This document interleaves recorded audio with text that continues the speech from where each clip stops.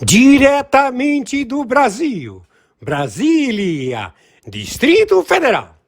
Quem vos fala, mestre Dinho, trazendo sempre informações na palma da sua mão, com notícias de utilidade pública, nacional e internacional. O mestre Dinho, eu quero aqui, antes de iniciar esta live, eu quero falar sobre o Pix do juiz Oscar Aníbal Chapan. Pix, Oscar Aníbal Chapan, @gmail.com. Repito, Oscar Aníbal Chapan, @gmail.com. Está na descrição desse vídeo. Meus amigos e amigas, quem vos fala, mestre Dinho, dos canais no YouTube dos patriotas, da direita e conservador. Somos contra o terrorismo traficante, comunismo e todos os covardes políticos que fazem parte desse sistema político caótico e melancólico. São verdadeiros covardes por não respeitar a Constituição Federal do Brasil. Não somos covardes, queremos todos esses criminosos presos, etc. Em seguida, vamos assistir a live do juiz Oscar Aníbal Chapan, a voz da verdade, hoje dia 28 de março do ano de 2025. A seguir!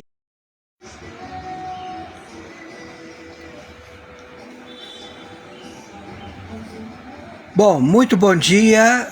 No momento, sexta-feira,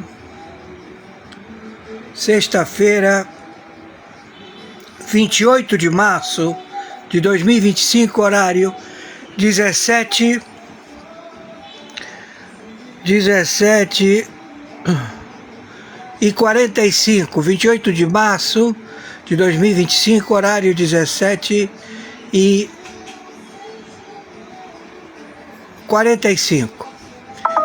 Quem está falando é o senhor Oscar Aníbal Chapan. Estamos árbitro, justiça privada, justiça paga, e estamos já no compromisso, posicionados com a Quarta Frota, 123 países, suas armas de guerra, marinha, aeronáutica e exército, já localizados na América do Sul, todos posicionados para o confronto. Não se encontram os principais elementos de captura da América do Sul, eles se encontram evadidos. Uns estão em bunker subterrâneo, não se encontram nas suas sedes de Palácio Miraflores. Outros estão no meio da selva, na Colômbia. Outros, ou seja, todos eles estão localizados, mas requer as forças-tarefas de combate. Então, o encarregado da Quarta Frota, o senhor excelentíssimo Comodoro, estabelecido para o compromisso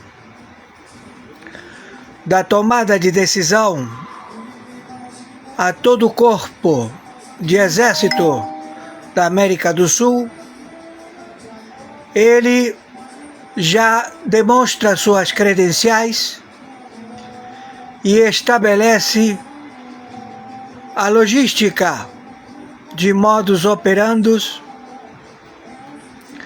com todos estes que se insurgiram e querem ainda provocar uma frente ou acham que tem alguma sobrevida. Impossível. Nós temos no momento o alvo, a extração, Alexandre de Moraes. Ele tem a sua captura, ele vai ser extraído da República Federativa do Brasil. Ele e outros que comportam a sua membresia. Se fala Toffoli, Gilmar Mendes e Fachin. Estamos já engajados também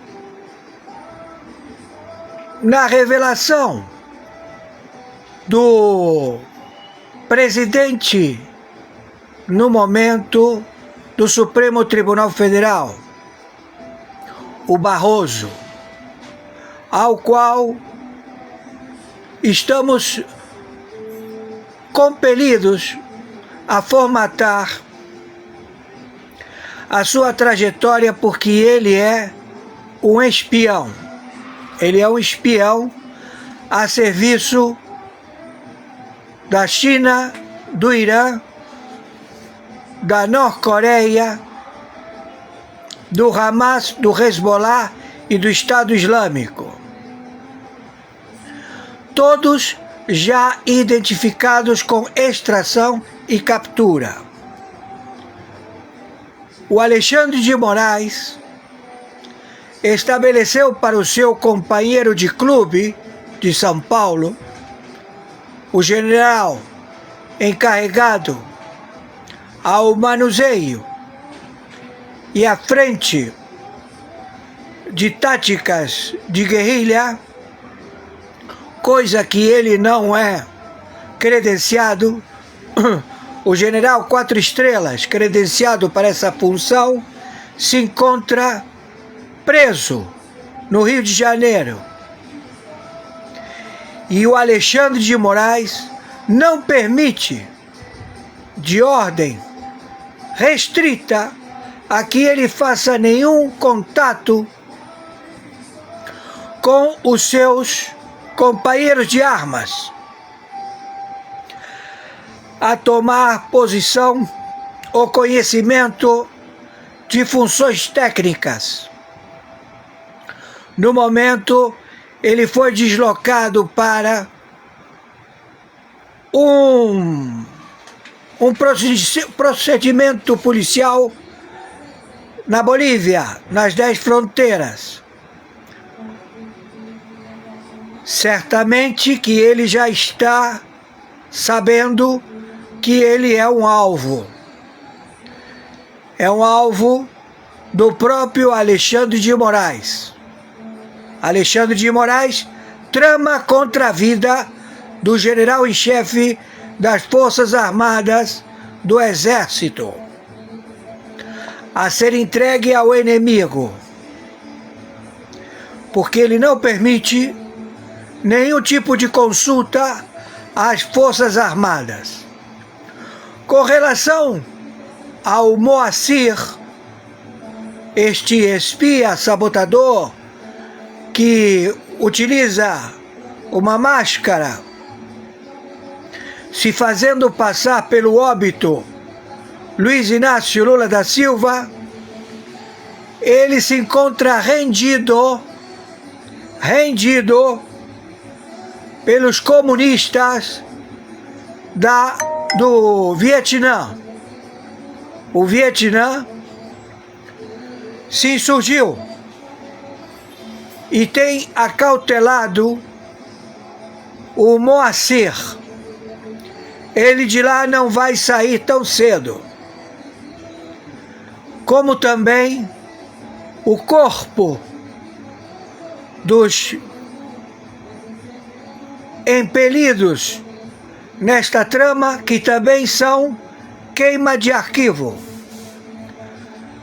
São o ex-presidente do Senado, o atual presidente do Senado, o ex-presidente da Câmara de Deputados e o atual presidente da Câmara de Deputados.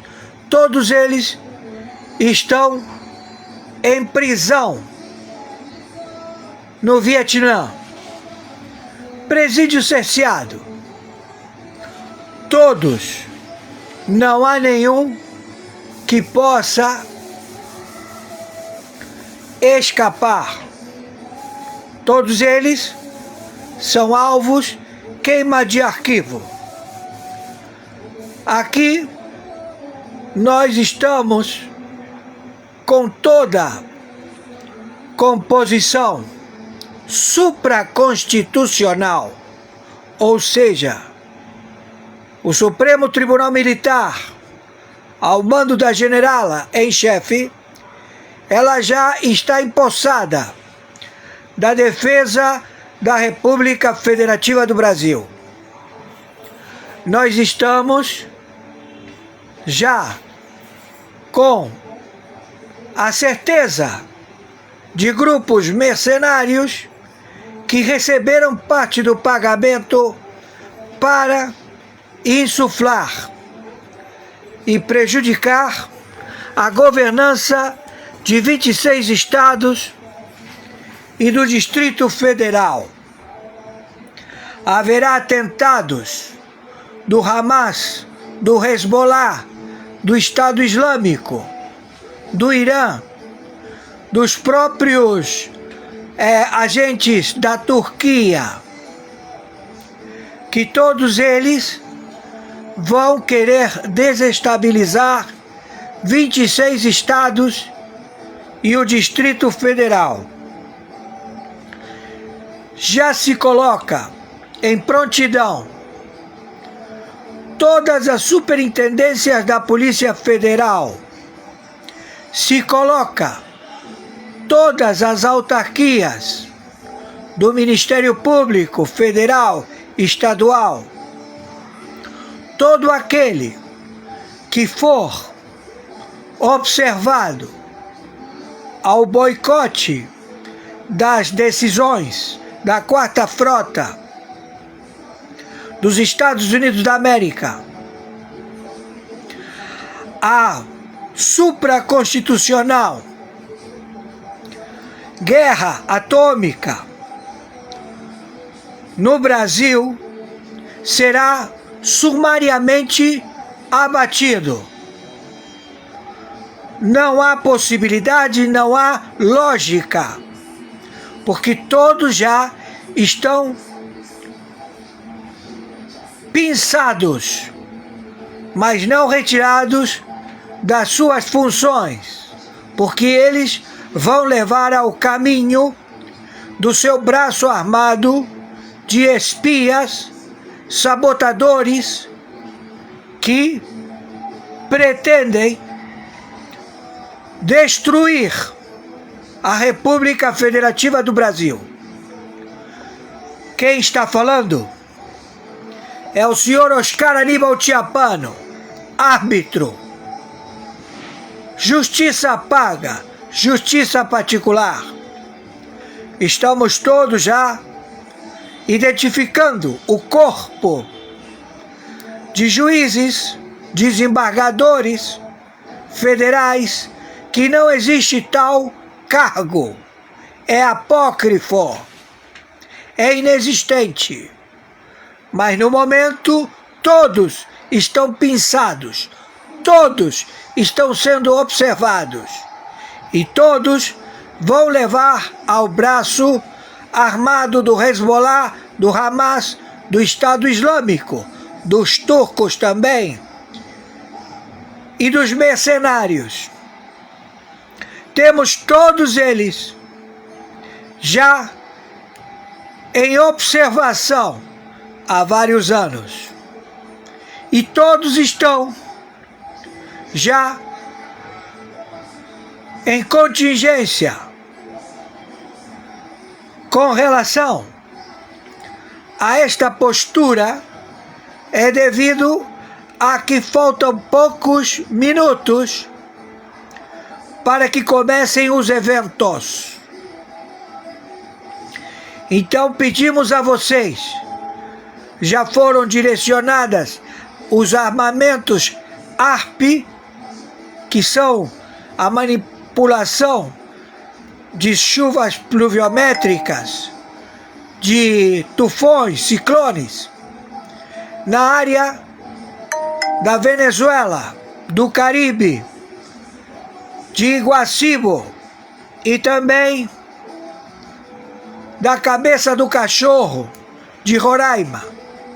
Então, a precipitação das chuvas é justamente para atolar o armamento de máquinas a serem deslocadas, em que elas são alvos de mísseis para sua destruição. Elas vão ficar impedidas de se deslocar e aí começam a serem destruídas. O embate militar da Guerra Mundial Atômica já está na América do Sul. Por favor, viralizem isto o máximo possível e entendam, ainda estão estas tropas querendo se deslocar para a invasão de 10 fronteiras secas com o Brasil e 7 países do Caribe,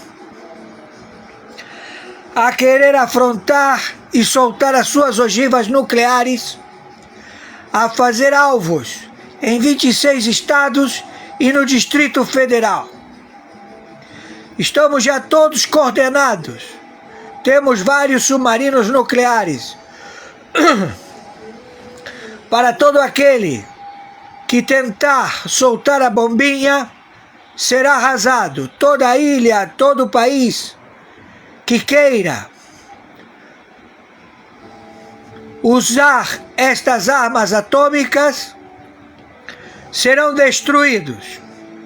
Já estamos com a destruição total do Irã, com a destruição total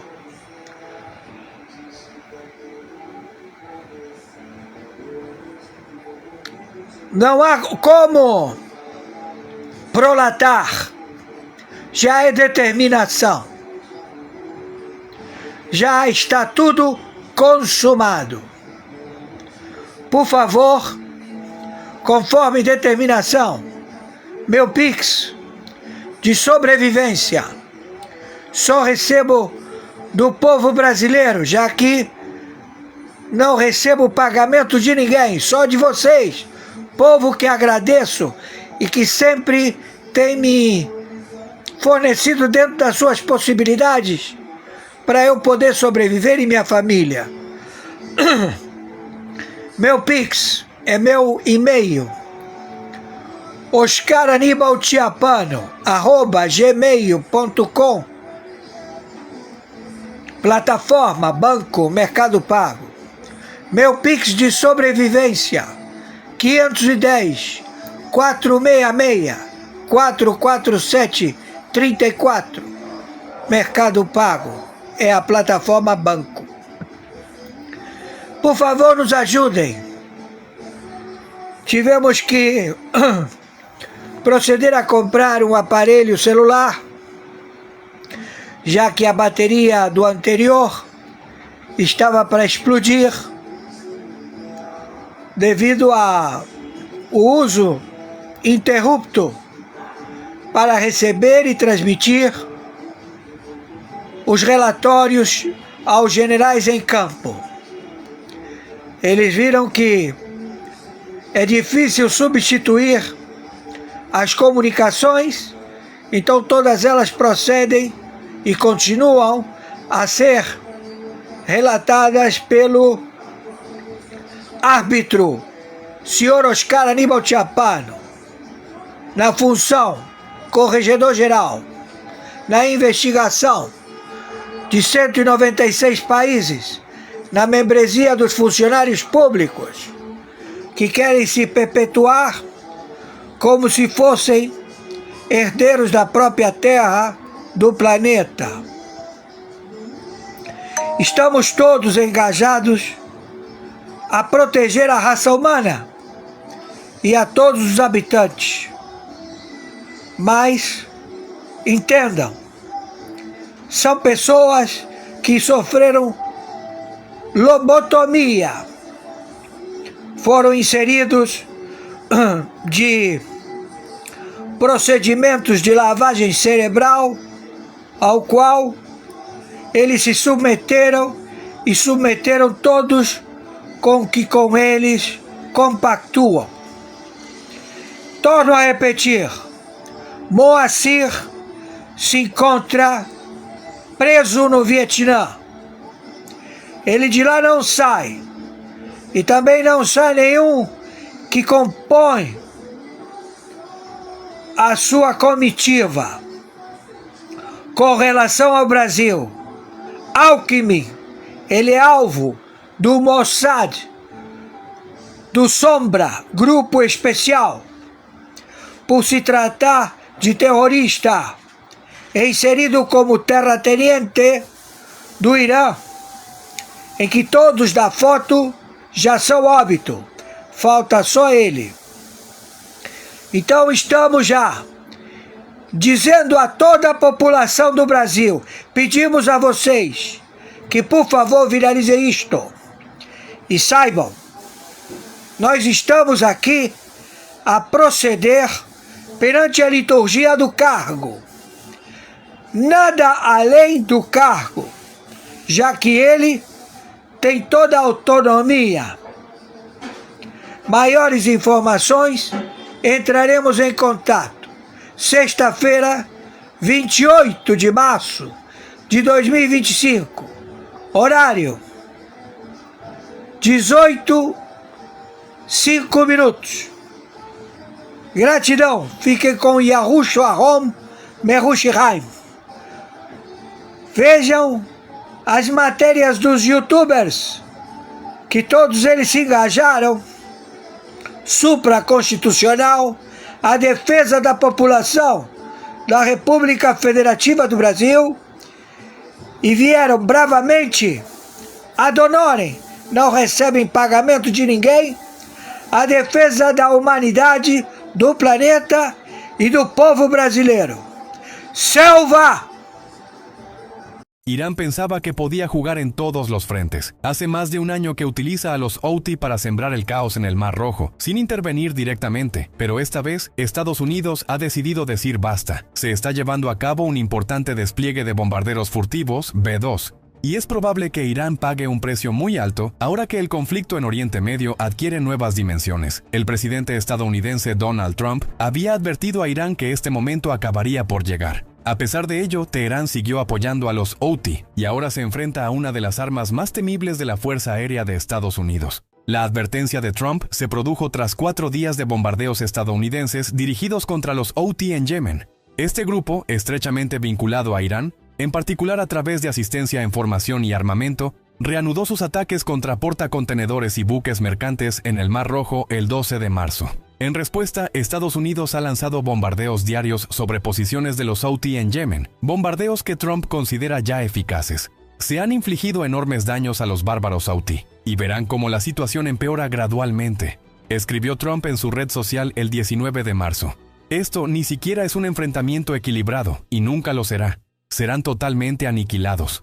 Aunque estas declaraciones pueden parecer jactanciosas por parte de Trump, en realidad ocultan un mensaje claro para Irán. El presidente estadounidense le hace saber a Teherán que uno de sus principales apoyos no tiene ninguna posibilidad frente a Estados Unidos. Y no se queda solo en palabras. La Marina y la Fuerza Aérea estadounidenses lo demuestran sobre el terreno. Los bombardeos diarios en Yemen ya han dejado al menos 53 muertos y más de 100 heridos. Washington afirmando haber eliminado a varias figuras de la dirección Houthi. Y si algunos aún dudaban de cuál era el verdadero objetivo de Trump, él lo dejó claro el 19 de marzo. En un mensaje separado publicado en Truth Social, Trump declaró: Irán debe cesar inmediatamente de enviar estos suministros. Dejen que los Houthi salden sus cuentas entre ellos. De todas formas, ellos perderán, pero esta vez será rápido.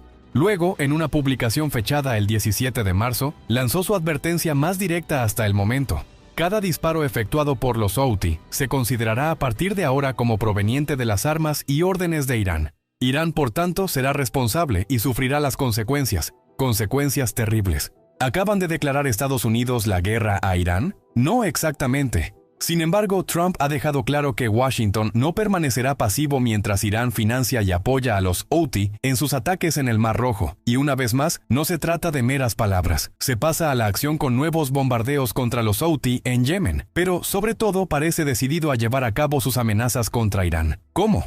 En este mismo momento, Estados Unidos está desplegando bombarderos furtivos B-2 hacia una base militar ubicada a alcance de Irán. El 26 de marzo, el medio The War Zone, TWZ, publicó un informe en el que se indicaba que una importante fuerza de bombarderos furtivos B-2 Spirit estaría en camino a la isla Diego García, en el Océano Índico. El informe se basa en imágenes satelitales tomadas en las 48 horas previas, que parecen mostrar que Estados Unidos está reuniendo en esta isla británica lo que podría convertirse en una fuerza de ataque temible. Diego García es un lugar bastante peculiar. La BBC describe esta aislada isla del Océano Índico como un verdadero paraíso. Una densa vegetación crece sobre su suelo fértil, sus playas de arena blanca, casi vírgenes, se sumergen en aguas cristalinas. Como destino vacacional tendría todos los ingredientes para convertirse en uno de los lugares más codiciados del mundo, pero está lejos de ser un sitio turístico.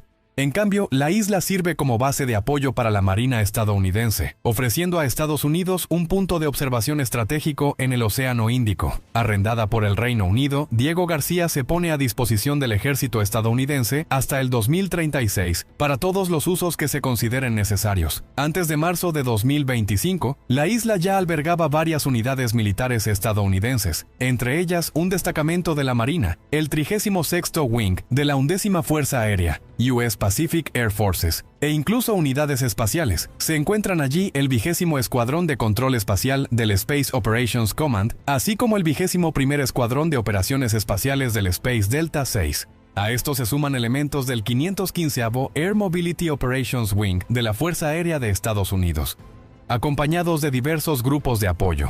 Hoy, todas estas unidades siguen en servicio, pero ahora se han unido a ellas algunos de los bombarderos más temibles del arsenal estadounidense. Estados Unidos se mantiene muy discreto acerca de lo que sucede realmente en la base. Según el sitio Military Installations, el acceso a Diego García es restringido, requiriendo autorización previa de la US Navy Support Facility Diego García. Solo los militares sin acompañantes, los civiles del Departamento de Defensa y los contratistas autorizados pueden ser asignados a la isla. En otras palabras, nadie va ni viene sin la aprobación formal de las Fuerzas Armadas estadounidenses. Olvídense de las vacaciones. Los militares asignados a Diego García generalmente permanecen allí un año, con posibles prórrogas solo para oficiales o en casos particulares. Los civiles autorizados para trabajar allí pueden quedarse más tiempo.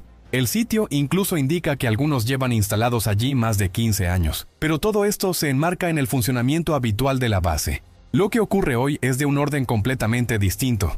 TWZ informa que una combinación de comunicaciones por radio e imágenes satelitales confirma el envío de bombarderos B-2 a Diego García por parte de Estados Unidos. Los primeros indicios aparecieron el 25 de marzo. Imágenes satelitales mostraron la presencia de al menos 3 aviones de carga C-17 en la isla, acompañados de 10 aviones de reabastecimiento. Estos dos tipos de aeronaves son cruciales para cualquier misión de bombardeo que implique B-2.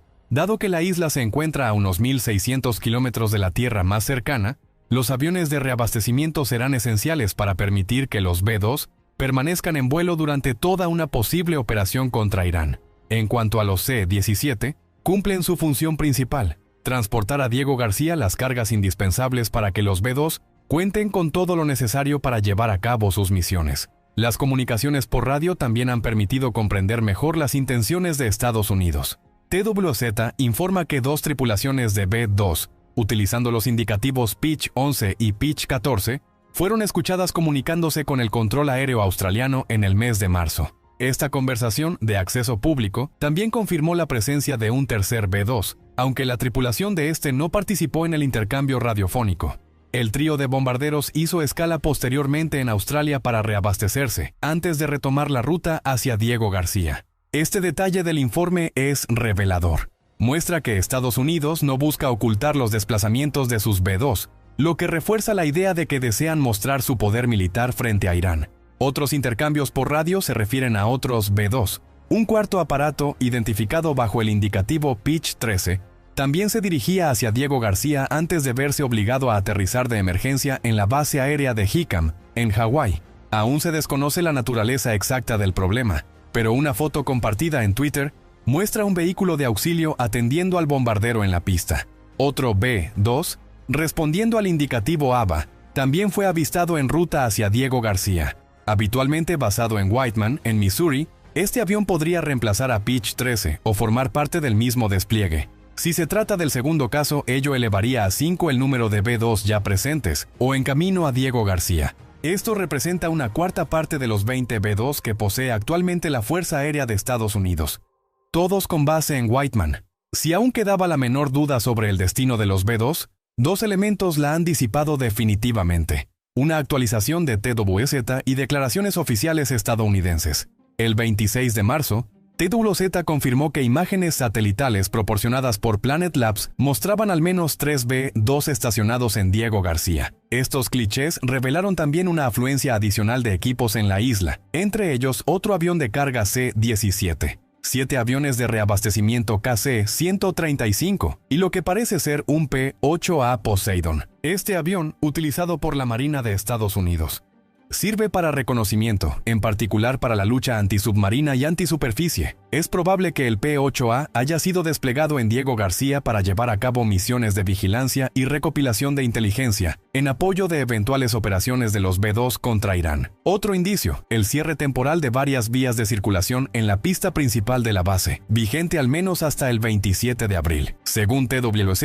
estas restricciones podrían estar relacionadas con el creciente número de aviones estacionados en el área principal. Pero son, sobre todo, los comentarios de altos responsables estadounidenses los que confirman lo que realmente se está gestando. Algunos de los comentarios emitidos por Estados Unidos son intencionadamente ambiguos. El 26 de marzo, por ejemplo, Dan Scavino, director adjunto de comunicación en la Casa Blanca, publicó un breve vídeo de un B-2 en su cuenta X, acompañado simplemente de la leyenda B-2 Spirit Stealth Bomber. El mensaje en sí no brinda detalles, pero podría tratarse de una señal discreta sobre lo que Estados Unidos está preparando en Diego García. Más concretamente, aunque no se trata de una confirmación explícita de la llegada de los B-2 a la isla, el Air Force Global Strike Command, AFGSC, respondió a una pregunta de TWZ acerca del aterrizaje de emergencia del B-2 identificado con el indicativo Pitch 13. Esto fue lo que declararon: un bombardero B-2 Spirit ha llegado a la base aérea de Hickam. El Comando Global Strike de los Estados Unidos, sus componentes y unidades subordinadas llevan a cabo regularmente operaciones globales en coordinación con otros comandos operativos, ramas de las Fuerzas Armadas y agencias gubernamentales estadounidenses, con el fin de disuadir, detectar y, de ser necesario, neutralizar cualquier ataque estratégico contra Estados Unidos y sus aliados. Por razones de seguridad operativa, no discutimos detalles sobre ejercicios u operaciones en curso. Es posible. A primera vista, la declaración del AFGSC parece clásica, pero ciertos elementos podrían decir más de lo que aparenta. Por ejemplo, la mención de una coordinación con otros países no era necesaria, y sin embargo figura en el comunicado. Se sabe que Diego García es operada por el Reino Unido, y que 3 B-2 hicieron escala en Australia para reabastecerse. Esta precisión podría ser una manera sutil de anticipar preguntas o de reconocer discretamente la magnitud de la cooperación internacional en torno a este despliegue. A ello se suma una decisión cargada de significado. El secretario de Defensa, Pete Hegseth, extendió la misión del USS Harry S. Truman en el Mar Rojo, una operación claramente vinculada a los bombardeos estadounidenses en Yemen. Se espera que este portaaviones pronto sea acompañado por el USS Carl Vinson, otro portaaviones, así como por una flotilla de destructores. Resultado: Estados Unidos está constituyendo la fuerza aérea y naval combinada más poderosa que ha desplegado en las proximidades de Irán en años. ¿Qué significa todo esto para Irán? A corto plazo, la llegada de los B-2 a Diego García es motivo de gran inquietud para Irán, ya que estos bombarderos forman parte de los aparatos más avanzados del arsenal estadounidense. El fabricante Northrop Grumman ofrece algunos detalles sobre sus capacidades.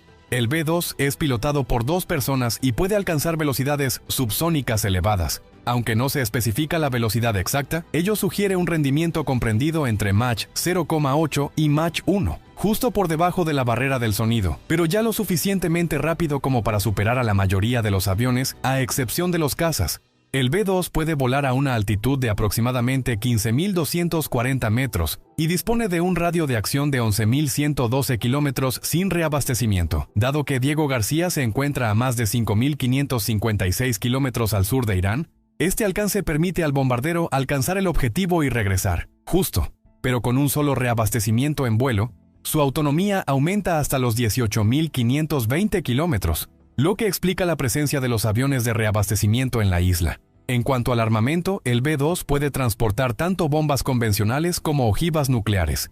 Es, además, uno de los aviones más caros jamás construidos. Para ataques convencionales, puede embarcar hasta 80 minas antibuque MK, 62 de 500 libras o la misma cantidad de bombas MK-82. También puede equiparse con JODAM para ataques a tierra más precisos, con una capacidad de hasta 16 bombas MK-80 y 2 de 2.000 libras, además de muchas otras municiones. En caso de conflicto nuclear, Estados Unidos podría armar sus B-2 con 16 ojivas B-61-7, B-61-12 o B-83, o incluso con 8 bombas B-61-11. Esta última, diseñada para penetrar el suelo y destruir instalaciones subterráneas, dispone de una potencia de 400 kilotoneladas, suficiente para arrasar la mayoría de las grandes ciudades iraníes.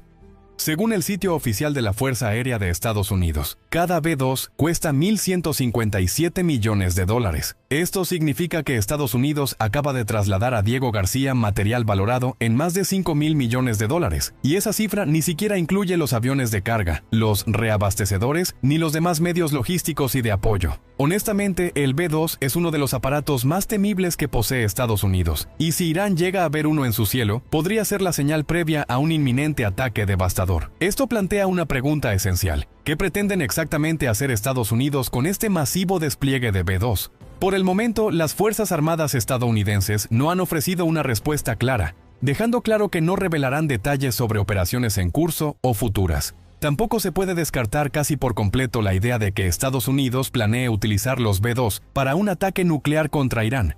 Un escenario que solo ocurriría en caso de un ataque nuclear iraní contra Estados Unidos, una hipótesis sumamente improbable. Parece, por lo tanto, evidente que el despliegue de los B-2 tiene, ante todo, el objetivo de enviar un mensaje contundente a Irán, una demostración de fuerza. TWZ recuerda que la última vez que Estados Unidos movilizó un número significativo de B-2 fue en 2022. En esa ocasión, 4 bombarderos fueron enviados a la base aérea de Amberley, en Australia, como parte del despliegue de la Bomber Task Force de las Fuerzas Aéreas del Pacífico, un gesto ampliamente interpretado como una advertencia a China, subrayando que Estados Unidos sigue siendo una potencia imprescindible en el Indo-Pacífico. Esta no es tampoco la primera vez que Diego García acoge un contingente tan numeroso de bombarderos. En 2020, tras la operación que condujo a la eliminación de Qasem Soleimani, ex jefe de la Fuerza Quds de los Guardianes de la Revolución, Estados Unidos desplegó 6 B-52 en la isla. El objetivo era claro: disuadir cualquier intento iraní de represalia. Incluso antes, Estados Unidos había utilizado Diego García, así como otras bases en el Océano Índico, como punto de lanzamiento para los primeros bombardeos de la Operación Iraqi Freedom en Irak y la Operación Enduring Freedom en Afganistán. Es ahí donde entra en juego la lógica de la proyección de poder. Estados Unidos sabe que ya ha logrado, en el pasado, utilizar los B-2 desde Diego García para aplacar los ánimos de Irán. También cuenta con un historial sólido de emplear esta base para llevar a cabo campañas de bombardeo efectivas contra países ubicados cerca de Irán, en particular Irak, su vecino inmediato. Pero lo que preocupa aún más a Teherán es que Estados Unidos ya ha utilizado sus B-2 contra los Houthi, los aliados directos de Irán en la región. En octubre de 2024, Washington realizó bombardeos selectivos utilizando bombas penetrantes para destruir bases estratégicas Houthi. De nuevo, el mensaje quedó claro para Irán. Esto es lo que somos capaces de hacer a sus socios. Imaginen lo que podríamos infligirles directamente. El hecho de que el B-2 sea también el único aparato estadounidense certificado para transportar y desplegar la bomba de penetración masiva GBU-57B de 30.000 libras, capaz de devastar objetivos profundamente enterrados, demuestra que Estados Unidos se está preparando para un combate en el que los más altos responsables iraníes podrían intentar refugiarse bajo tierra. Luego está la cuestión de la autonomía. Ya sabemos que Estados Unidos puede utilizar sus aviones de reabastecimiento para mantener a los B-2 en vuelo el tiempo suficiente para que alcancen Irán y regresen a Diego García. Lo mismo no se puede decir de los aviones o armas iraníes. El principal bombardero iraní es el Su-24, fabricado en Rusia y que data de la era soviética, con una autonomía máxima de apenas unos 3.000 kilómetros. Esto ni siquiera es suficiente para partir desde el punto más al sur de Irán hasta Diego García, sin contar el viaje de regreso. De igual forma, según TWZ, los misiles iraníes no pueden alcanzar Diego García. El Council on Foreign Relations señala, de hecho, que el misil de mayor alcance de Irán solo puede recorrer unos 2.000 kilómetros, es decir, aproximadamente la mitad de la distancia entre Irán y Diego García. Considerado todo, Estados Unidos será capaz de atacar a Irán con sus bombarderos B-2 cuando lo desee, mientras que Irán se verá forzado a conformarse con sus limitadas defensas aéreas, compuestas principalmente por sistemas rusos S-300, que no pueden competir con los B-2. Ciertamente no podrá contraatacar, ya que ninguna de sus armas tiene la autonomía necesaria. Entonces, ¿qué esperan exactamente lograr los Estados Unidos al enviar hasta una cuarta parte de sus B-2 a Diego García? Poner fin al apoyo iraní a los Houthi es una prioridad, como afirmó Trump. La Foundation for Defense of Democracies sostiene que Irán regularmente envía misiles, drones y bombas a Yemen para que los Houthi los utilicen en sus ataques en el Mar Rojo. En junio de 2024, esta organización informó que el Reino Unido había documentado la entrada de unos 500 buques iraníes en puertos controlados por los Houthi en Yemen, lo que sugiere que el flujo de armas es importante y constante. Trump quiere ponerle fin,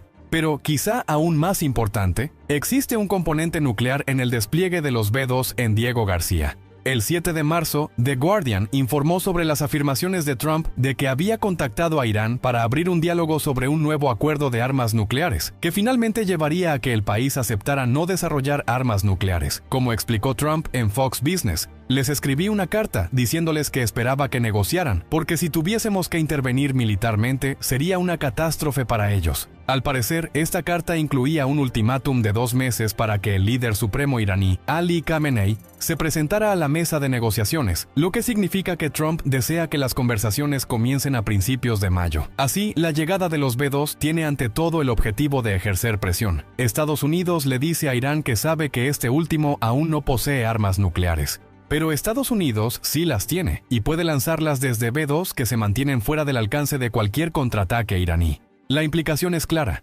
Si no se llevan a cabo las negociaciones nucleares o si éstas no se desarrollan según los deseos de Trump, Estados Unidos tendrá la capacidad de reducir Irán a cenizas mediante un ataque nuclear. Pero, ¿qué opinan ustedes sobre la llegada de los B-2 a una isla tan aislada en el Océano Índico? ¿Existe la posibilidad de que Estados Unidos pueda, de hecho, utilizarlos contra Irán? Ya sea para ataques convencionales o nucleares. ¿Funcionará la apuesta de Trump, llevando a Irán a dejar de apoyar a los Houthi y a presentarse a la mesa de negociaciones nucleares? Compartan sus reflexiones en la sección de comentarios y suscríbanse a Mundo Geografías.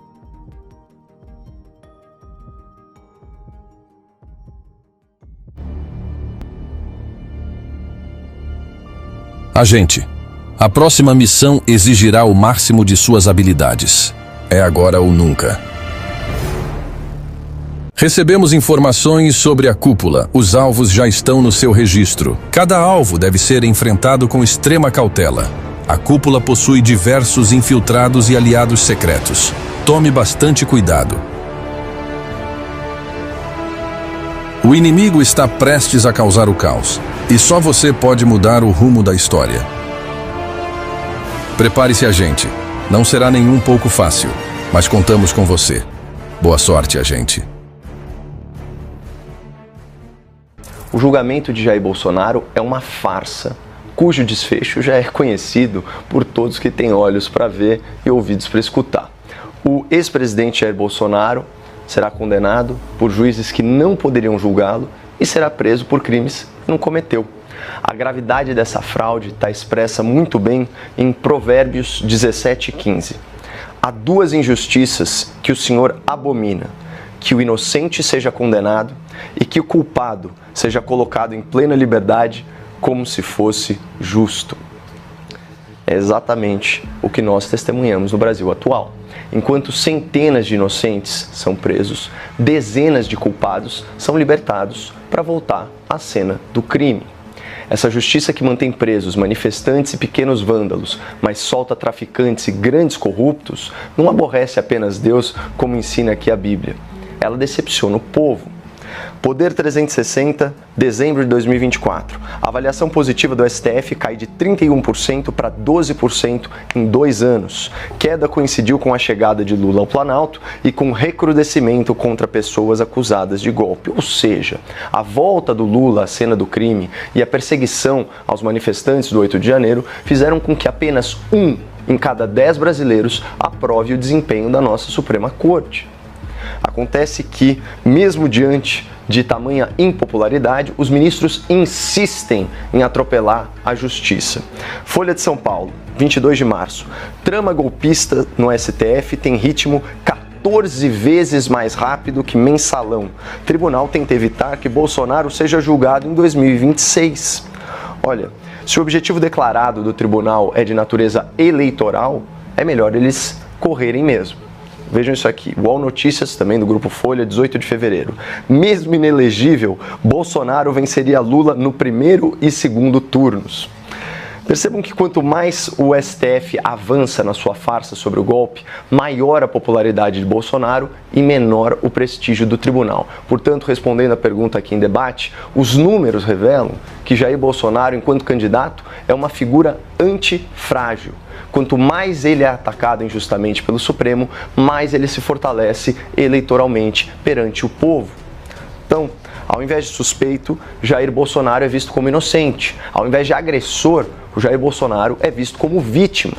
Ao invés de réu, Jair Bolsonaro é visto como perseguido. E ao invés de condenado pela justiça, Jair Bolsonaro será injustiçado pelo STF.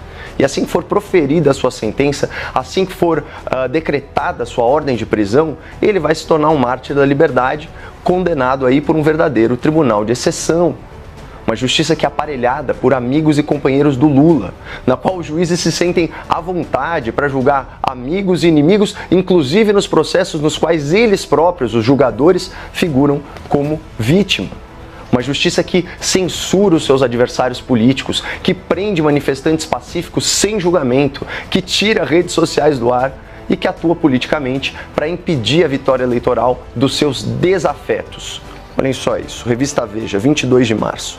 Bolsonaro não será anistiado, garantem ministros do STF. Magistrados montaram arsenal para derrubar eventual benefício ao ex-presidente. Ou seja, mesmo antes, pessoal, da denúncia ser recebida pelo tribunal, como disse a Basília, e do projeto da anistia ser votado no Congresso, os ministros estão escancarando o seu voto, eles estão pressionando os parlamentares e eles estão se articulando entre si para violar as prerrogativas dos outros poderes. É muita injustiça e isso, sem dúvida, fortalece o injustiçado, seja eleitoralmente, seja espiritualmente. Bom, já que o tema em debate é a defesa dos injustiçados, eu faço questão de consignar uma nota de desagravo ao Dr. Sebastião Coelho, desembargador aposentado, advogado de um dos perseguidos do 8 de janeiro. O Dr. Sebastião ficou conhecido do grande público ao fazer a seguinte constatação na cara dos ministros do STF. Aspas, Vossas Excelências têm que ter a consciência de que são as pessoas mais odiadas nesse país. Fecha aspas. Considerando que, segundo a Poder Data, só 12% dos brasileiros aprovam o desempenho do STF, essa crítica sincera deve ter ofendido algumas sensibilidades no tribunal. O tempo passa e hoje Dr. Sebastião foi detido por determinação do STF após ser impedido de entrar no plenário do tribunal. Esse é um tratamento autoritário, desarrazoado e, acima de tudo, antijurídico. A lei é muito clara e está expressa no Estatuto da OAB, artigo 7º. São direitos do advogado ingressar livremente nas salas de sessões dos tribunais, especialmente com a finalidade de colher prova ou informação útil ao exercício da atividade profissional. Pois bem, o cerceamento, o embaraço, a restrição ao direito de defesa, como esse praticado contra o Dr. Sebastião, foi um dos pontos centrais da sustentação oral do advogado do ex-presidente Jair Bolsonaro, Dr. Celso Vilardi. O Dr. Vilardi chocou o grande público ao revelar que o procurador indicado por Lula praticou dumping processual. Ou seja, ele sobrecarregou a defesa com mais de 45 mil documentos distribuídos em 8 petições, algo que é humanamente impossível de ser lido, interpretado, concatenado em um prazo tão curto para apresentação de uma defesa. Especialmente considerando que, segundo a apuração do Datafolha, da Folha de São Paulo, na verdade, o julgamento do Bolsonaro tem ritmo 14 vezes mais rápido que o mensalão. Só que além de inundar os advogados com excesso de documentos e arquivos inúteis, a PGR e o STF se recusam a compartilhar documentos e arquivos essenciais para a defesa.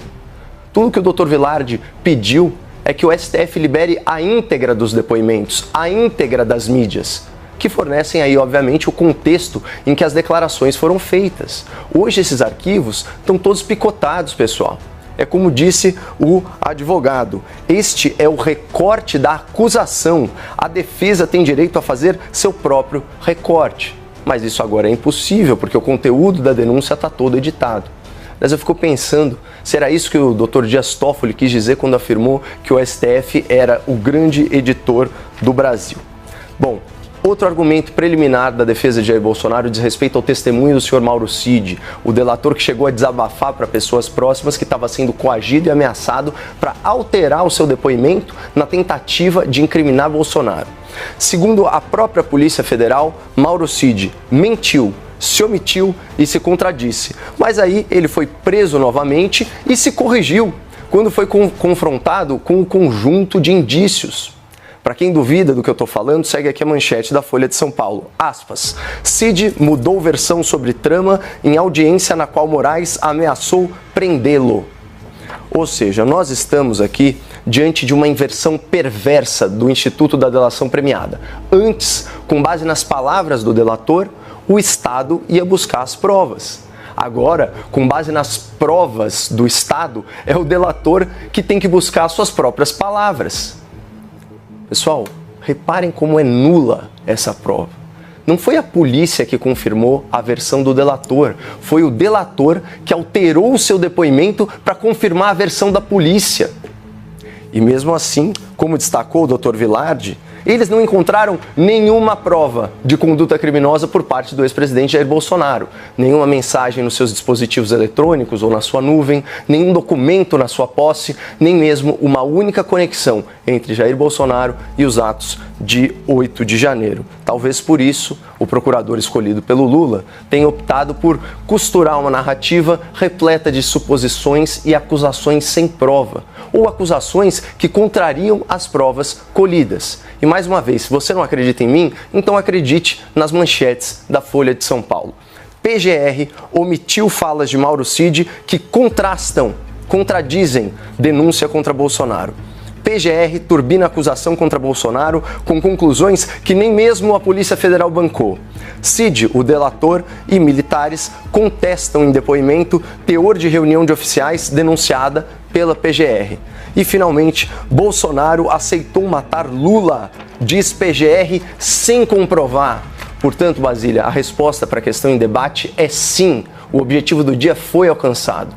Os advogados dos perseguidos do 8 de janeiro expuseram os métodos arbitrários da PGR e do STF para condenar os seus adversários políticos. Que métodos são esses? Mudanças casuístas de jurisprudência, formação de um tribunal de exceção, produção de provas sob coação e ameaça e, como eu disse lá no começo, cerceamento de defesa. O plano para retirar o controle de Gaza do Hamas, com apoio do governo Trump, vazou.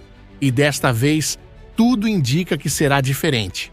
A estratégia inclui concentrar a população de Gaza em uma pequena área costeira, enquanto Israel mantém a gestão dos assuntos civis na região. Paralelamente, há um acordo regional para aumentar a pressão sobre o Hamas, e Israel intensificou a perseguição aos líderes do grupo. Faz parte da estratégia israelense enfraquecer o Hamas por meio de assassinatos seletivos e outras táticas complexas. Esse plano foi elaborado durante o cessar-fogo e, conforme revelado recentemente, apenas na última semana, mais de 150 líderes terroristas foram eliminados e mais de 420 alvos foram atingidos. E isso é apenas o começo. Além das operações militares, há mudanças internas em Gaza. Ontem, no norte da faixa de Gaza, centenas de moradores protestaram contra o Hamas, exigindo o fim da guerra e o afastamento da organização. Essa foi a maior manifestação contra o Hamas desde 7 de outubro. No entanto, homens armados do grupo dispersaram os protestos com violência e tiros. Em um desenvolvimento relacionado pela primeira vez desde o início da guerra, as Nações Unidas reduziram seu pessoal na faixa de Gaza. No cenário mais amplo do Oriente Médio, o presidente dos Estados Unidos, Donald Trump, aumentou a pressão sobre o líder supremo do Irã, Ali Khamenei. Enquanto os militares americanos deslocam armas estratégicas para mais perto do Irã e do Iêmen, também há sinais inesperados de aproximação entre os Estados Unidos e o Irã para negociações sobre um acordo nuclear. No norte, uma operação israelense atingiu o palácio presidencial em Damasco, na Síria, resultando na morte de 7 pessoas. No Líbano, uma figura importante da unidade antitanque do Hezbollah foi eliminada. Além disso, Israel realizará um grande exercício militar na fronteira norte, simulando um ataque em larga escala semelhante ao de 7 de outubro. Nos Estados Unidos, a batalha pelo apoio a Israel continua. Representantes de grupos estudantis judeus da Universidade de Colômbia acusam organizações pró-Palestina de atuarem como relações públicas para o Hamas. Entre os denunciantes está Shlomi Zeb, resgatado na Operação Arnon, que relatou a presença de ativistas do Hamas em campi universitários ao redor do mundo. Hoje há muito para discutir. Eu sou infantaria militar e este é o seu relatório trazendo os últimos acontecimentos de Israel no dia 537 da guerra contra o Hamas, o Hezbollah, os Houthis no Iêmen e outras milícias xiitas no Iraque. Todas essas forças operam sob o comando do Corpo de Guardas Revolucionários Islâmicos do Irã, líder do chamado Eixo do Mal no Oriente Médio. Antes de começarmos, não se esqueça de se inscrever para receber atualizações em tempo real e acompanhar nossa campanha de reconstrução de Israel. Nas últimas 24 horas, o setor de defesa israelense resumiu as principais operações militares. Desde o fim do cessar-fogo há uma semana, as IDF já atacaram mais de 420 alvos na faixa de Gaza, eliminando mais de 150 terroristas de alto escalão. As operações são coordenadas entre as IDF e o Shin Bet, refletindo os avanços no terreno. Entre as ações recentes, destaca-se a eliminação do primeiro-ministro do Hamas, Ismail Barum, apenas 5 dias após a morte de seu antecessor. Ontem, as IDF também destruíram mais de 100 veículos usados pelo Hamas como blindados no ataque de 7 de outubro. Quando os ataques contra Israel ocorrem, as IDF respondem com precisão, priorizando a qualidade das investidas em vez da quantidade.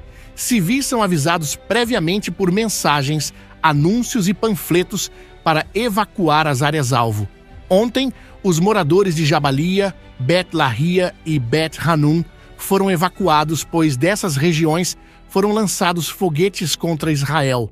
Em resposta, as IDF atacaram essas áreas de forma intensa. Uma das operações mais recentes foi a eliminação de Ismail Barum dentro do centro médico da NASA em Khan Yunis. Segundo relatórios, esse ataque demonstrou a capacidade de inteligência de Israel. Especialistas afirmam que a estratégia visa enfraquecer a governança do Hamas, atingindo sua cadeia de comando e principais líderes, o que dificulta o funcionamento do grupo e aumenta a pressão sobre a organização. O Wall Street Journal destacou que esses ataques tornam a operação do Hamas cada vez mais difícil. As IDF elaboraram um plano para retomar o controle da faixa de Gaza com o objetivo de derrotar o Hamas. Esse plano pode levar a um controle israelense prolongado sobre a região. O relatório menciona que essa estratégia foi formulada pelo novo chefe de gabinete com apoio não oficial de ministros que defendem medidas mais rigorosas contra o Hamas. Fontes israelenses disseram ao Financial Times que a possibilidade do retorno de Donald Trump à presidência dos Estados Unidos influenciou essa abordagem, marcando uma mudança em relação à administração Biden. Até agora, Israel tem realizado ataques intensos e contínuos na faixa de Gaza, visando eliminar os remanescentes do Hamas. Um alto oficial citado no relatório afirmou que as forças israelenses estão sendo preparadas para meses de combate, incluindo fases de luta, vitória e administração da área. Ele destacou que essa guerra é completamente diferente de qualquer outra. Enquanto isso, uma fonte diplomática árabe revelou que há um acordo não declarado entre países da região para intensificar a pressão sobre o Hamas e outras organizações terroristas. Após tentativas fracassadas de desarmar esses grupos, a nova estratégia busca enfraquecer o controle do Hamas sobre Gaza, forçando-o a aceitar concessões vistas como essenciais para uma solução duradoura da crise palestina. Após o retorno das IDF aos combates em Gaza, o porta-voz do exército israelense para o mundo árabe, tenente-coronel Avishai Adraee, publicou um alerta para os moradores de Bet Lahia e Bet Hanun. Ele enfatizou que essa era a última advertência antes de novos ataques, já que grupos terroristas continuam a lançar foguetes de áreas densamente povoadas. Essas regiões já haviam sido alertadas anteriormente. Aqui no Infantaria Militar, continuaremos trazendo atualizações militares da faixa de Gaza em tempo real. Fique atento à verdade e inscreva-se para não perder nenhum episódio. Ontem, um evento sem precedentes ocorreu no norte da faixa de Gaza. Centenas de moradores de Bet Lahia e Bet Hanun saíram às ruas para protestar contra o Hamas. Os manifestantes se reuniram após serem forçados a deixar suas casas e se mudar para a cidade de Gaza. Esse foi o primeiro protesto público desse tipo na região, desafiando a narrativa do Hamas de que os palestinos em Gaza seguem firmes no mesmo caminho. Durante o protesto, os manifestantes gritavam frases como "O sangue dos nossos filhos não é em vão" e "Parem a guerra imediatamente". Um grupo de jovens também entoava "Fora Hamas, o Hamas tem que sair daqui". Abu Suleiman, um dos manifestantes, declarou: "Nós, moradores de Bet Lahia, somos um povo de paz. Exigimos segurança. Não queremos ser governados por armas e fogo. Queremos decidir quem nos governa. Vivemos em condições difíceis, mas dizemos sim à paz, não à guerra". Após um curto período, membros do Hamas chegaram ao local e dispersaram o protesto à força, disparando balas reais contra os manifestantes.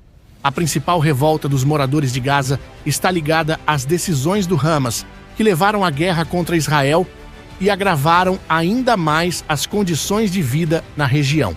Além disso, cresce a insatisfação com a forma como o grupo conduz a crise, e alguns moradores até pedem sua remoção definitiva do poder. O aumento das tensões nucleares no Irã. As opções estão sobre a mesa no que diz respeito aos guardas revolucionários iranianos. De um lado, os Estados Unidos lideram ataques iminentes, com o presidente Trump aumentando a pressão sobre o líder supremo iraniano, Ali Khamenei. O Pentágono mobilizou armas estratégicas na região, incluindo bombardeiros furtivos B-2 Spirit, estacionados na ilha de Diego Garcia, no Oceano Índico, a uma distância estratégica para atacar alvos no Irã e no Iêmen. Essa movimentação envia uma mensagem clara aos ayatolás: Trata-se de uma tática para obter vantagem nas negociações sobre o programa nuclear iraniano ou já é tarde demais para o regime tentar um acordo? As últimas semanas foram cruciais nesse cenário. Recapitulando os episódios recentes, os Estados Unidos buscaram a Rússia para negociar com o Irã, tentando afastá-lo do desenvolvimento de armas nucleares. Ao mesmo tempo, o Irã tenta remover sanções e firmar um acordo que fortaleça sua posição econômica e reduza a ameaça de pressão militar. Enquanto isso, tanto Israel quanto os Estados Unidos estão exercendo uma pressão sem precedentes sobre o Irã, tanto financeiramente quanto militarmente. Essa estratégia marca uma mudança significativa após anos de contenção. Temos falado sobre essa reviravolta há semanas e continuaremos acompanhando os desdobramentos. Havia uma grande expectativa sobre quem cederia primeiro nesse impasse. Os Estados Unidos estavam pressionando com sanções financeiras severas, que já afetavam fortemente o Irã. Ao mesmo tempo, tanto os Estados Unidos quanto Israel defendiam um acordo que incluísse mais sanções e pressão internacional, sufocando ainda mais a economia iraniana. Por outro lado, uma opção mais radical estava sobre a mesa: uma ofensiva militar completa dos Estados Unidos. Esse ataque envolveria bombardeiros furtivos, destruição de bunkers e o uso de toda a força aérea e naval americana contra o Irã. A expectativa era que algo acontecesse antes que essa alternativa extrema se concretizasse. Agora parece que o governo iraniano está tentando negociar. Eles sugerem uma pausa na tensão militar e sinalizam disposição para um acordo. No entanto, também argumentam que, no governo anterior de Trump, um acordo sobre o programa nuclear foi rompido pelos Estados Unidos, deixando o Irã sob sanções. Dessa vez, eles exigem garantias de que qualquer novo acordo será cumprido. O Irã dá sinais de que pode reduzir seu programa nuclear, caso ele ainda esteja operacional, algo que não está totalmente claro. Além disso, eles afirmam estar dispostos a diminuir sua influência militar na região, desde que as sanções sejam suspensas e que o país tenha mais voz nas decisões do Oriente Médio. Por que essa mudança de postura? O Irã não quer enfrentar um ataque militar dos Estados Unidos. A presença de porta-aviões, destroyers e caças americanos próximos ao seu território serve como um alerta claro. Qualquer governo racional evitaria um confronto direto com esse poderio militar. Além disso, o regime iraniano enfrenta instabilidade interna. Ao contrário do que muitos no Ocidente imaginam, parte da população iraniana se opõe ao governo. Protestos contra o regime têm se tornado mais frequentes, forçando as autoridades a reprimir sua própria população. Diante disso, o Irã está buscando aliviar a pressão externa e interna. Para evitar um colapso, está disposto a fazer concessões em questões que, por anos, foram consideradas inegociáveis. Nos últimos meses, Israel e os Estados Unidos intensificaram sua preparação militar para um possível confronto com o Irã, incluindo treinamentos conjuntos em bombardeiros americanos B-1. Apesar disso, há um forte interesse em evitar uma guerra total, pois um conflito poderia desestabilizar a região e impactar o comércio global, especialmente o transporte de petróleo pelo Oriente Médio. Diante da pressão diplomática, econômica e militar, o Irã busca um acordo com os Estados Unidos, exigindo garantias de segurança antes de ceder em seu programa nuclear. Relatórios sugerem que a capacidade nuclear iraniana pode ser menor do que o declarado, indicando que o país USA essa ameaça como estratégia de barganha para aliviar sanções e recuperar influência na geopolítica regional. Enquanto isso, Israel tem realizado operações militares na Síria e no Líbano, incluindo ataques contra bases sírias e a eliminação de um comandante do Hezbollah. O país também iniciou grandes exercícios militares na fronteira norte para se preparar contra possíveis incursões terroristas. Nos Estados Unidos, um grupo de estudantes judeus da Universidade de Colômbia entrou com um processo contra organizações pró-palestinas, acusando-as de colaborar com o Hamas. A ação ocorre em meio a investigações sobre antissemitismo na universidade e pressões para a revisão de programas acadêmicos do Oriente Médio. Israel enfrenta desafios simultâneos no campo militar, diplomático e informacional, buscando manter sua segurança enquanto lida com ameaças externas e disputas internacionais. Apoie a infantaria militar para continuar recebendo atualizações e compartilhe estas informações para que a verdade prevaleça. Oramos pela paz de Israel, pela segurança dos soldados das IDF e pelo retorno dos reféns sequestrados pelo Hamas. Neste momento estamos aqui com o Tenente Coronel Alex, comandante aqui do quartel aqui em Cáceres, né? Comandante, fala para nós aí sobre o lançamento dessa operação que vai se estender aos dias aí na nossa região de fronteira. Bom dia, Cleiton, bom dia a todos. Bom, estamos dando início a partir da data de ontem na nossa Operação Ágata Jauru 1, que é uma operação estabelecida pela 13ª Brigada de Infantaria Motorizada, sediada em Cuiabá, sob a coordenação do Comando Militar do Oeste, e ela tem por finalidade intensificar as ações de prevenção e repressão aos crimes transfronteiriços e ambientais na nossa região. O Exército Brasileiro iniciou uma operação decisiva para garantir a segurança na fronteira com a Bolívia. Militares do Comando de Fronteira Jauru, reforçados por diversas unidades, estão atuando de forma coordenada para combater o tráfico de drogas, o contrabando de mercadorias e o garimpo ilegal. Esta ação ocorre logo após uma reunião estratégica em Brasília, onde todos os generais da ativa da Força Terrestre estavam presentes.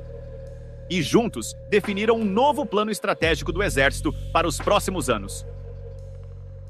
Sejam bem-vindos ao Vida no Quartel.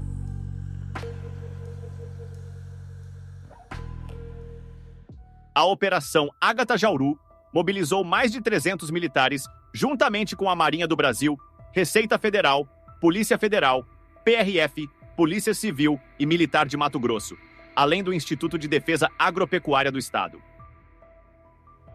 Com armamentos modernos, viaturas especializadas, estruturas de monitoramento e até mesmo cães farejadores, a operação demonstra o potencial de uma força integrada para conter crimes transfronteiriços e ambientais. O sucesso desta ação reforça a importância da atuação conjunta entre as Forças Armadas e as forças de segurança. Se medidas como essa fossem implementadas de forma contínua e em outros estados, a população sentiria um impacto real na segurança. O Rio de Janeiro, por exemplo, vive um cenário de guerra urbana, com confrontos diários entre policiais e criminosos. Em São Paulo, assaltos ocorrem a qualquer hora do dia, colocando a vida dos cidadãos em risco constante. E em momentos como esse, onde a segurança se torna uma prioridade, há ferramentas que fazem toda a diferença. A lanterna tática militar com a luz mais potente do mundo é um exemplo. Com autonomia de 15 horas, capacidade de carregar celulares via USB e resistente a condições extremas, ela é essencial em situações de falta de energia, acampamentos e deslocamentos noturnos. Aproveite o desconto especial para os inscritos no Vida no Quartel, clicando no link na descrição ou no comentário fixado. Mesmo com a eficiência das polícias militares, estas operam no limite, com equipamentos obsoletos e falta de apoio do governo. Enquanto isso, as Forças Armadas seguem sendo empregadas apenas em ações pontuais nas fronteiras, sem atuação direta na segurança interna das cidades. Curiosamente, durante o G20 no Rio de Janeiro, o presidente do Brasil decretou uma operação de garantia da lei e da ordem para proteger líderes mundiais, mas não adota a mesma medida para proteger os brasileiros da violência urbana. Eu não quero as Forças Armadas, sabe, na favela, brigando com o bandido. Não é esse o papel das Forças Armadas. E enquanto eu for presidente, não tem GLO. A criminalidade segue crescendo e a sensação de insegurança aumenta a cada dia. A população clama por mais segurança, por um país onde as famílias possam sair de casa sem medo. A Operação Ágata Jauru é um passo importante, mas precisa ser um modelo para ações mais amplas e constantes. o Brasil precisa retomar o controle de suas ruas, suas fronteiras e sua segurança, garantindo a paz e a ordem para todos. Os números da violência são alarmantes. Dados recentes apontam que milhares de pessoas são vítimas de crimes violentos todos os anos, tornando o Brasil um dos países mais perigosos do mundo. A polícia está trabalhando, a polícia está aprendendo, a polícia a gente compra hoje 500 viaturas blindadas por ano. Nunca o Rio de Janeiro teve 500 viaturas por ano de reposição. Hoje tem. Agora, você fala, mas o que está acontecendo então? Nós temos hoje uma tempestade perfeita no Rio de Janeiro. Nós temos uma ADPF, que é uma ação judicial, chamada ADPF das favelas, ou ADPF 635. O que ela fez? Ela impôs regra para que a polícia entrasse nas comunidades. Ela criou um conceito de extraordinariedade. O que é isso? Para que a polícia entre, tem que acontecer algo extraordinário. Ela tirou a ideia de ostensividade, que era o que tinha, e criou a ideia de extraordinariedade. Faz isso na Zona Sul. Tira a polícia da Zona Sul. Então é o seguinte, o pobre deixou de ter o direito de ter a polícia todo dia. O que aconteceu? As facções dominaram os territórios quando a polícia não pôde mais entrar de forma ordinária. A falta de uma resposta mais firme por parte das autoridades agrava ainda mais essa situação, deixando cidadãos à mercê de criminosos que agem impunemente. As forças policiais, apesar de seu esforço, enfrentam dificuldades operacionais e estruturais que limitam sua capacidade de atuação, além de algumas restrições impostas pelo Poder Judiciário. Em muitas regiões, delegacias não possuem recursos suficientes, viaturas estão sucateadas e efetivos são reduzidos. Enquanto isso, criminosos se organizam e ampliam suas redes de tráfico, contrabando e assaltos, aproveitando-se da fragilidade do sistema de segurança pública. O emprego das Forças Armadas em operações pontuais dentro das cidades poderia ser uma solução para reequilibrar essa balança. A presença de militares nas ruas, em apoio às forças policiais, poderia enfraquecer o crime organizado, reduzir a violência e restabelecer a sensação de segurança entre os cidadãos. Se há efetivo disponível para proteger líderes internacionais, também deve haver para proteger a população brasileira em seu dia a dia. A situação atual do país é complexa, pois os embates políticos seguem tomando conta dos noticiários, enquanto a vida cotidiana do cidadão segue em pleno caos, com balas perdidas, assaltos, desemprego, falta de hospitais e escolas, e sensação de que nada irá melhorar no curto prazo. O suspeito de atirar numa dentista durante um assalto na Grande São Paulo foi morto por policiais militares horas depois do crime. E o mais triste, Cris, é que ela nem chegou a reagir. Pois é, baleada na porta de casa, a vítima está em estado grave. O crime foi registrado por câmeras de segurança. Que o Brasil saia dessa situação. E que ações conjuntas como essa, na fronteira da Bolívia com as polícias e as Forças Armadas, sejam frequentes para trazer paz e segurança à população. A gente não vai fazer nenhuma intervenção como já foi feita há pouco tempo atrás, em que se gastou uma fortuna com o Exército do Rio de Janeiro e que não resolveu nada. Aqui no Vida no Quartel, você fica por dentro de tudo o que rola no mundo militar. Deixe seu like, inscreva-se e assista a um dos vídeos que está aparecendo na sua tela. Avante, combatentes, até a próxima!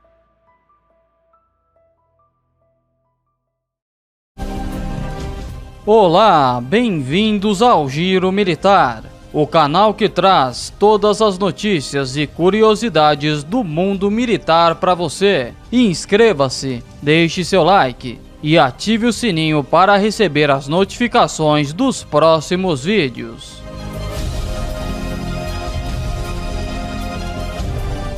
Trump anuncia novo caça de sexta geração dos Estados Unidos. E Exército Brasileiro moderniza blindados com tecnologia avançada. Nesta sexta-feira, o presidente dos Estados Unidos, Donald Trump, confirmou que o Pentágono avança com o desenvolvimento do F-47, um novo caça de sexta geração que promete revolucionar a aviação militar. Ao lado do secretário de Defesa Pete Hegseth, no Salão Oval, Trump disse que esse será o primeiro modelo desse tipo no mundo, destacando que nenhum outro país tem tecnologia semelhante. Ele revelou que um protótipo experimental já está em teste há quase 5 anos e que o projeto vinha sendo desenvolvido em sigilo há muito tempo. Para comandar essa nova fase, a Boeing foi escolhida após uma disputa acirrada entre as principais fabricantes aeroespaciais americanas, garantindo que o avanço tecnológico fique sob controle dos Estados Unidos. No final do ano, a Força Aérea Americana adiou a decisão sobre o novo caça, deixando a definição para o governo de Trump. O programa Domínio do Ar de próxima geração foi criado para substituir o F-35 Lightning II, fabricado pela Lockheed Martin, que enfrentou atrasos e aumentos exorbitantes nos custos. A promessa é que o F-47 seja mais eficiente, acessível e adaptável a novas estratégias de combate. O F-35, que deveria ser um grande avanço para a Força Aérea, acabou se tornando um dos projetos militares mais caros da história. Com um investimento inicial estimado em 200 bilhões de dólares, hoje o custo total do programa já ultrapassa 2 trilhões, conforme apontado pelo Escritório de Responsabilidade Governamental.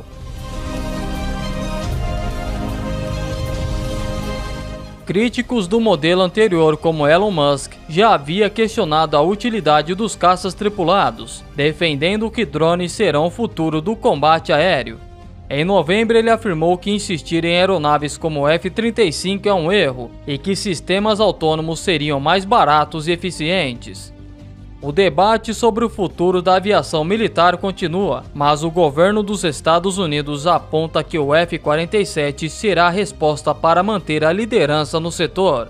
Com uma combinação de inovação e estratégia, o novo caça promete elevar a capacidade de defesa americana para um patamar nunca visto. Os primeiros testes operacionais do F-47 estão programados para os próximos meses, e especialistas acreditam que ele trará uma nova era para a supremacia aérea. Se os resultados forem positivos, a previsão é que entre em produção em larga escala antes do final da década, consolidando os Estados Unidos como pioneiros em tecnologia militar. A expectativa é que essa nova aeronave integre um ecossistema de combate mais avançado, operando em conjunto com drones e sistemas de inteligência artificial. O governo aposta que essa abordagem trará maior flexibilidade às Forças Armadas, reduzindo custos e aumentando a eficiência das missões. Enquanto isso, o mundo observa atentamente os desdobramentos desse projeto, que pode redefinir o futuro da guerra aérea. Agora sobre o Exército Brasileiro modernizar blindados com tecnologia avançada. O Exército Brasileiro avança na modernização de seus blindados com a integração do primeiro protótipo do sistema de armas remotamente controlado UT-30BR2 ao 6x6 Guarani. A atualização conduzida pela Ares inclui melhorias em 8 unidades do sistema. No dia da inspeção, o general Thales Eduardo Areco Vilela, diretor de fabricação do Exército, acompanhado de uma comitiva, visitou a Ares para acompanhar o processo de integração da torre ao Guarani 6x6. Agora o sistema seguirá para testes no Centro de Avaliação do Exército, onde será avaliado quanto à eficiência e segurança para operações militares. Esse avanço reforça a estratégia do Brasil em consolidar sua base industrial de defesa, garantindo que suas forças operem com tecnologia de ponta e equipamento cada vez mais confiáveis.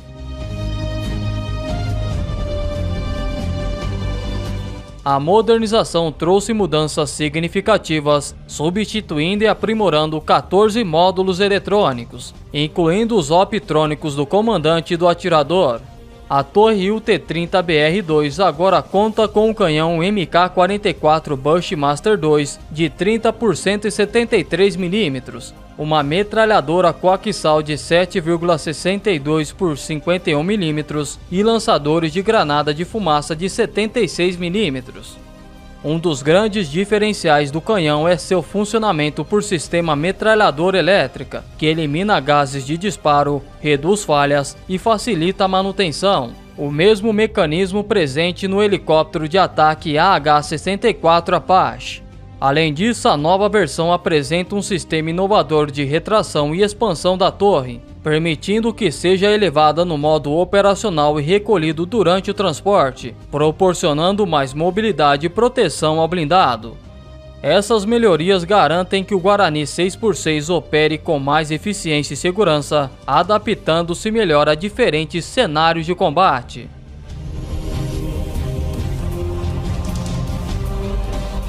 Outro destaque é a incorporação do módulo Coaps-L, uma mira panorâmica estabilizada de última geração, que melhora a detecção e rastreamento de alvos em qualquer condição de luz. Equipado com sensores avançados e tecnologia de inteligência artificial, o sistema analisa o campo de batalha e auxilia os operadores na tomada de decisões rápidas e precisas. Leve modular pode ser integrado não apenas em tanques de batalha, mas também em outros veículos blindados e não tripulados, otimizando espaço e facilitando a manutenção sem comprometer o desempenho. A modernização do Guarani 6x6 fortalece a capacidade operacional do Exército e reafirma o país como referência em tecnologia de defesa. Com equipamentos mais avançados e eficientes, o Brasil se posiciona estrategicamente no cenário militar global, garantindo que suas forças armadas estejam preparadas para os desafios do futuro.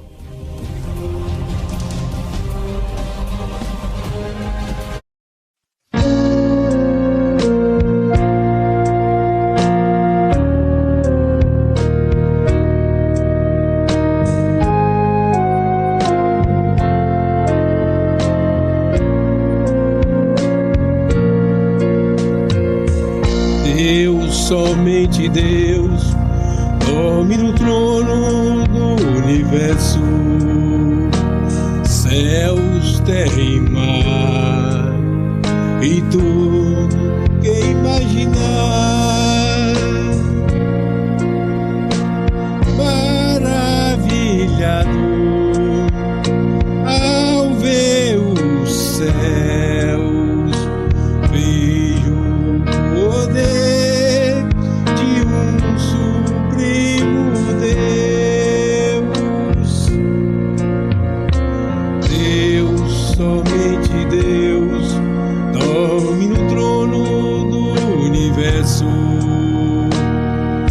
céus, terra e mar, e tudo que imaginar. Ao ver a terra da criação,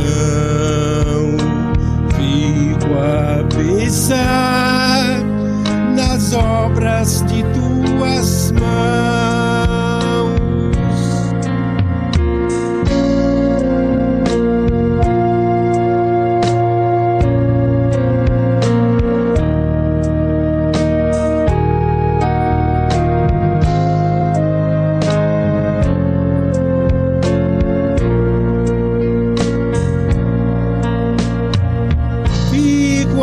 Pensar em teu amor,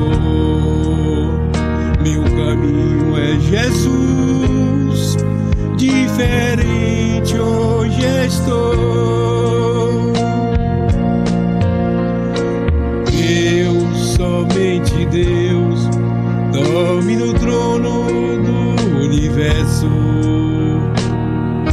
céus, terra e mar, e tudo que imaginar.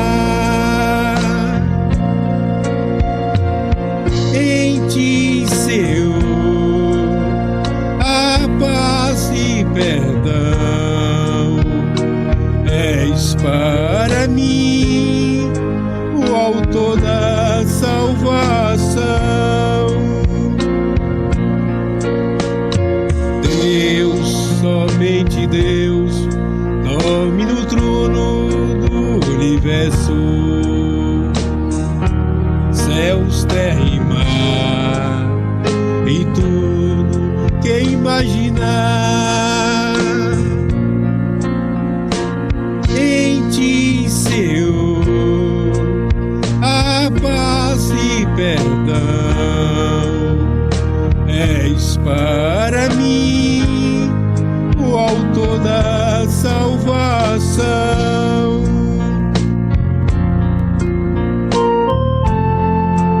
O autor da salvação,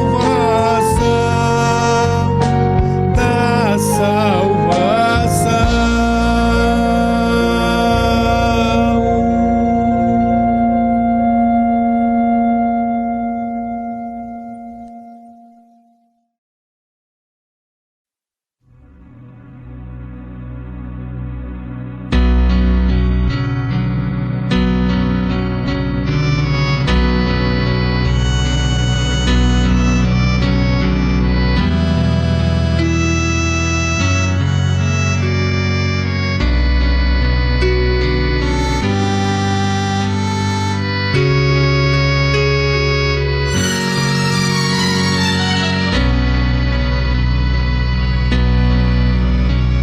Pai nosso que estás nos céus, santificado seja o teu nome.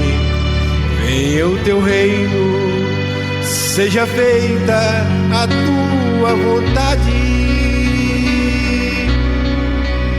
assim na terra como no céu. O pão nosso de cada dia nos dá hoje. Perdoa-nos as nossas dívidas, assim como nós perdoamos aos nossos devedores.